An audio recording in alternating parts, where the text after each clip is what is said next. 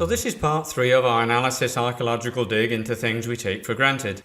As I like to say at the beginning of each of these videos, I recommend you view this set of videos in order, as they do build on each other. However, they can be viewed independently. Another artifact I found on the dig was a paper book. Now, I have to say this archaeological dig was not easy. I've actually written a number of books myself, both paper and electronic. By the way, ebooks now outsell paper books. I bet they said clay tablets and papyrus wouldn't go out of style as well. One of the oldest records of papyrus is in the British Museum. It's dated 2500 BC. Over time, paper became cheap and self-publishing became easy. Today, anyone can publish a book. My first self-published book was a system development methodology. I would order thousands of these to sell and hand out at my on-site seminars. Even Microsoft handed this one out as part of a promotion for a release of its software package Microsoft Project. Now, when I first ordered these, the printer asked where I wanted the blank pages. I said I didn't want any blank pages. However, they explained they used a 16-page paper signature print run. Unless my book page count was an exact multiple of 16, there would be blank pages, and it was not cost-effective to remove the extra pages. You'll find a lot of paper books have blank pages. As I did this archaeological dig into paper signatures, I found that in the late 1600s, the Dutch invented the 2-sheet, 17-inch paper mold. I also found out that a paper vatman, a person working with paper pulp, producing large sheets, had an arm stretch of about 44 inches. So a sheet this big was created and then divided to form a sheet 8.5 by 11 inches. The 8.5 being half of the 17-inch paper mold, and the 11 being a quarter of the 44-inch vatman's stretch. In the United States, you'll find divisions of these dimensions showing up, such as when you order a large photograph, they may ask if you want an 11 by 17-inch size. This paper sizing was officially accepted in 1920 by the US Bureau of Standards to reduce waste caused by a non-standard paper size. Of course, the sizes are slightly different in the metric system. 8.5 by 11-inch paper is in common use today, but there are other sizes which can cause small problems, such as when we need to file a legal size paper of 8.5 by 14 inches into a standard letterhead paper folder or file drawer. So we perpetuated papyrus and a vatman's arm stretch. Again, be careful what you perpetuate.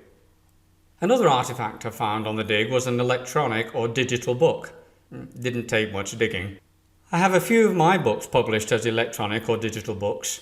They are available as Kindle ebooks. An ebook isn't a physical book, of course, even though we use the word book and it has pages. It even requires electricity to read it. You can't ask how thick an ebook is. You can ask how many pages it has, but even then a page is relative to the size of text you want to display and the screen size. It's a virtual page now. So I guess all ebooks are the same thickness. When I converted my manuscripts to Kindle format, they told me to eliminate page numbers, most hard returns, for example using the enter key unnecessarily at the end of a sentence, and all page headers and footers, as well as a mess of other things. It took me days to convert one of my book files from Microsoft Word, which automatically put a bunch of stuff in behind the scenes that I didn't ask for. Ebooks, however, still keep the basic design of a book, having pages. As I said at the beginning of this set of videos, I've been warped by my years of teaching analysis. So my analysis brain asks, why keep the concept of a page when going digital? It's like making all digital clocks circular because we're used to reading clockwise. And what's clockwise on a digital clock anyway? It seems to me that that is doing the equivalent of putting the image of a blank check or paper form on the screen for the customer to work with, instead of getting rid of this unnecessary old design aspect of the last implementation. I try not to do this when talking about analysis, but let me think about a possible design for an ebook reader. If the requirement is to present a story or article, etc., with text for the customer to read in a linear manner, then why not a continuous one-line display?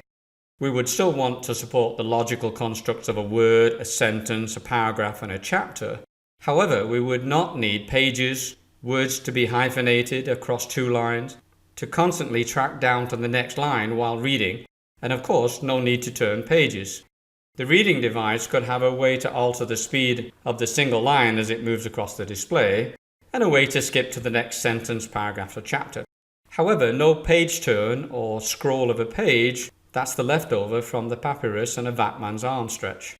I do recognize, though, that the manufacturer of a new device may want to acknowledge the familiarity of the old design to the customer.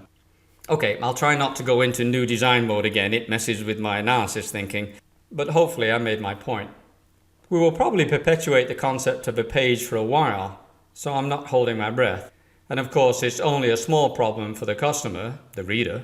The person who is used to the concept of pages probably won't question the need to turn a page on an ebook. But still, the lesson is be careful what you perpetuate. On the subject of reading devices and data representation, on my archaeological dig, I found an 80-column punch card. If you've ever seen one of these, they were used to enter data into the early computers using a punch card reader device. Cards with holes were used in looms in the 1800s to control the design and material, and also for representing music for organs, but those cards didn't look like the one shown here. Punch cards like this one were used as a data entry medium in the late 1800s. The holes on the punch card were used to represent numbers, letters, etc. Each column on the card was interpreted as a card passed through a card reader. The example here shows how the numbers 0 through 9 were represented with a single hole. Then the next 3 sets of 2-hole combinations represented the 26 letters of the alphabet. Notice the first 2 letter sets use the 1 through 9 rows, but the third set uses the 2 through 9 rows, making up 26 letters of the alphabet. In the late 1800s, Herman Hollerith introduced the punch card tabulating machine, which was used by many large organizations. Hollerith's Computing Tabulating Recording Company was later renamed International Business Machines Corporation, IBM. The company where I started my first job actually had some of the old punch card readers still lying around. I remember all the payroll information for an employee at that company had to fit into an 80-column card. Obviously, space was so limited that we would use payroll codes instead of long standard descriptions, and do strange space-saving things like miss off the first 2 digits of the year in a date. Employee birth dates, for example, were obviously within the 1900 time period. We had no employees born in the 1800s, so the last 2 digits sufficed. This wasn't a problem, as everyone figured future system developers wouldn't perpetuate the punch card limit of a 2-digit year in new systems into the year 2000. That would be silly. The 80-column card input-output device was replaced by the cathode ray tube, CRT terminals. Now guess how many columns were on a CRT screen? Yep, 80. So the 80-column card led to an 80-column screen on the old IBM 3270 terminals. That idea of saving a couple of characters on an 80-column card resulted in a bunch of very costly system projects. The Y2K problem appeared to be a non-event unless you were in the information systems world, where you got to let in the new year at the office. The good news is punch cards are now obsolete, except maybe in for elections. But still, the lesson is, be careful what you perpetuate. Follow me on to my next video in this series, part 4, to continue our archaeological dig.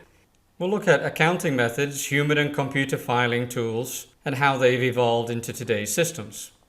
Or you can find out more about what I teach professionally by going to my website at www.logicalconclusionsinc.com.